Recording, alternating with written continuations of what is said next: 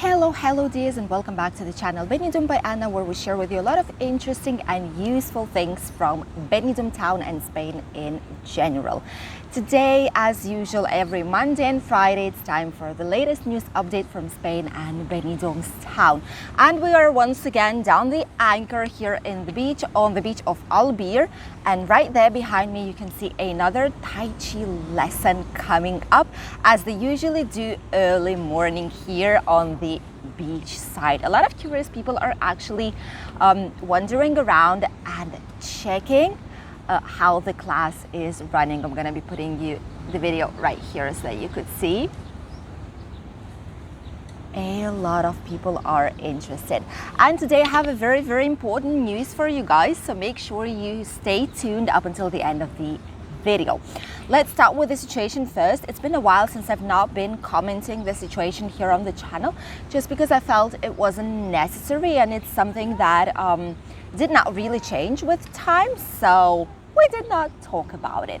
However, right now experts here in Spain are saying that we have already, I think it's like the 8th wave more or less right now, and cases are increasing so fast that experts are actually asking to come back to the masks on the interior, like inside of the buildings, as well as make massive tests for all people who are living basically here in the country, as they were doing previously before they declare like the new normality. So we'll see what will be happening. I personally don't think they'll be putting these measures on in place right now in summer.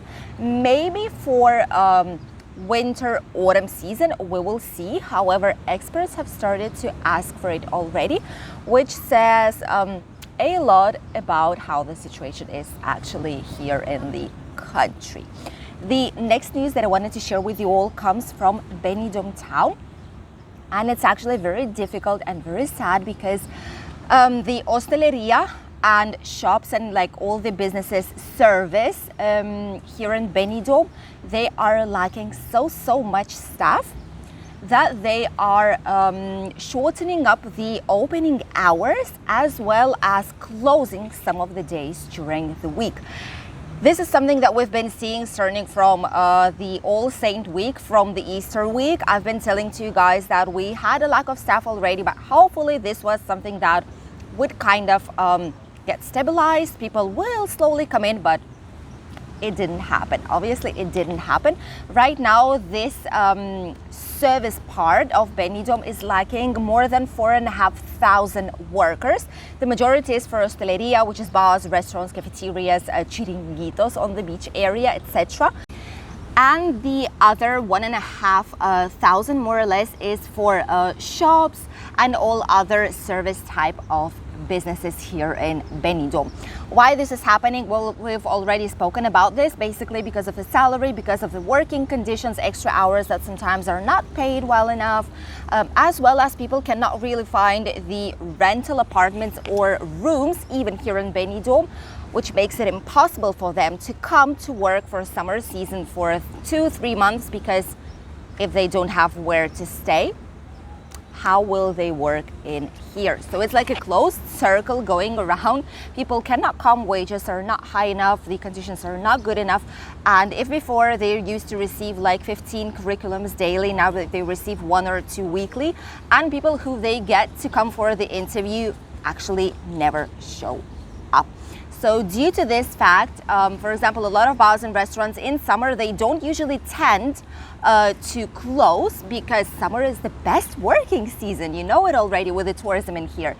So they usually stay open every single day of the week, mornings and evenings, and some of them even at night time, to provide the maximum service that they can and make the summer profitable. However, right now they're forced to close 1 or even 2 days for the staff to get their necessary obligatory days off, basically, which is not good for a lot of businesses. The same with the shops. Even though you'll see some timetables that says morning and evening open, sometimes when you walk past these businesses at the supposed opening hours, you'll see that it's shut down. And that is because they've shortened up the working hours, because they just don't have enough of staff for it to do. If you know anyone who wants to work in Benidorm, who's living here nearby, who wants to work in hosteleria or in some kind of a shops, as a shop assistant, let them know. They can go to Benidorm, obviously, if they have a working permit and all the documents in place, because there is a true lack of staff in here. They still believe they'll be getting some more extra workers, but obviously not the 4,500 people that they need to cover up the summer. And as a result, the service is struggling. Obviously, the attention for the guests, for customers, for clients is not the same. Workers are really stressed. They're going really fast. They miss on some details. So quite some tourists actually, and locals as well, they say that the quality of service provided in some of the businesses is not the best, but that's obviously due to the lack of staff, the massive lack of people working. The workers that are in place right now are just really stressed out. Let's hope that it will become slightly better while the summer passes by. And the next news that I wanted to share with you all is about the inflation in Spain. For all those of you who are living here, who have relatives living here, family members, friends, just so that you would know how the situation actually is in the country. It's getting really hard. Before, I would dare to say that we did not really notice, it's such a huge difference, for our pockets, but right now we actually do. The latest data for inflation for June month actually states that we have more than 10% of inflation, which is 10.2 around that right now. And a month ago it was 8.7, so it's not really a good data for us, for the country. And by the way, Spain is in the top 20 countries right now with the highest inflation rates. It's more or less on the number 13, 14 right now of this list. I know there are countries that are a lot worse, in a lot worse situation than ours is. However, due to all the general situation, the economic crisis, the wages that people perceive in here, it's just getting really bad. The prices mostly are rising for fuel, especially for fuel, which I'll let you know in a second how the numbers are right now, as well as for the food. The last month prices went up by around 3%, and you can actually see that the fish, for example, salmon costed before $6.95, right now it's $10.95. Okay, so that's like a huge difference. The meat, fruit, vegetables, especially pastas, cereal, elaborated things, bread, like a lot of things are really expensive right now. And by the way, 1 of every 3 people in Spain is already on the limit of poverty. Basically, people are getting poor. They cannot maintain their families any longer. 1 of every 3, which is very sad situation. The fuel prices right now, it's more than €2 per liter already for diesel, which is around 208 euros per every liter, and gasoline is around 2.15, which is really a lot. It's twice than we've had last year, so it's definitely a huge difference. And the experts are saying that by the end of this year we might reach even €3 for every liter that we put in. So it's really difficult for a lot of families, because we depend on cars a lot in our region. You know it, that the public transport is not the best. This is not a huge megapolis, it's not a capital of the region, so we depend a lot on cars. We need it to move, to work, to bring our children to and from school, to get grocery shopping, to go and buy something if we need to. In a lot of occasions, it's really necessary to get a car in here. So with all the fuel costs right now, it's getting really difficult for families to get up until the end of the month. By the way, with officially summer season starting right now in Spain, 1st of July is actually the red day, the most important day in summer for Spanish families, for national tourists here in the country, because it's the day when they start getting, the majority of them start getting summer holidays and vacations, and it's when they start going to the beach areas, to the sea for holidays with their families to enjoy. And right now, sadly, 3 out of 10, so basically 33% of them, are not able to go on holidays due to all this situation. Some families, which I don't really approve, but I get at the same time while they're doing it, they are asking for credits, for fast credits, to pay for the holidays because they desperately need to go away from their issues, from their everyday life, and just disconnect a little bit, even though it's just for a few days at the beach area, to bring the children to the sea, you know, just to get these few days of distress in their lives and then come back to their usual routine. By the way, the last update that I will make for you is for the flight strikes for Ryanair and Easyjet. I'm constantly monitoring the situation just in case there's something really urgent you would need to know. However, right now, so far, the data that I have is today, more than 300 delays in Spain, both coming and outgoing flights, and more than 50 cancellations. Alicante Airport is one of the least affected ones, which is yay for us. It's really good. However, the queues did not disappear anywhere, and the bigger the airport is, obviously the worse the situation is getting. National tourists are arriving hours and hours before their flights to the airports to make sure that they go on time and that they don't miss their flights if the security checkup and all the queues will last for a longer than usual time. By the way, you know that since it's the 1st of July, today is officially the first day of the strike of Easyjet.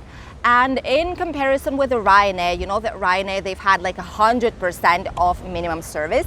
Easyjet has only 55%, so obviously the airports will be affected. And these were only 3 of them, luckily, Barcelona, Malaga and Palma de Mallorca airport. And this is one of the worst consequences, you know, where people are suffering the most. So if you are actually going to Palma de Mallorca with the Easyjet, you would like to make sure that everything will be fine and that you come on time, and even before your flight, especially if you're going out back to your country, come with sufficient time before, because there will be queues, there will be waiting time, just to make sure that you did not miss your flight. By the way, the one thing that I didn't really like for the air companies is that they don't tell you in advance that your flight is cancelled. So when you go actually to the airport, you see that there is no flights cancelled, but when you pass the security gate, when you are at the boarding gate already, this is where it shows you your flight is cancelled. How about that? This is something that they've just said this morning here on the news channel, and it's not very good. It's not very nice for the companies to do so. I guess they're doing it just to avoid huge misunderstanding issues, you know, and fights at the security gates, at the airport itself. So they're letting people to pass, and when they are at the boarding gate, they'll see actually that the flight is cancelled. So not good, but I mean, it could be worse. Definitely could be worse. It's just the first day of a strike of Easyjet, and we'll see what will be happening later on.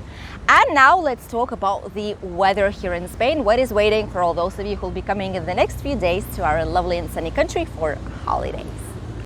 As you could have seen, we are on the lovely beach of Albir, and they're starting to put, by the way, the summer artisanal, which is like handmade craft thing, market already here in place, which is usually open in the evening.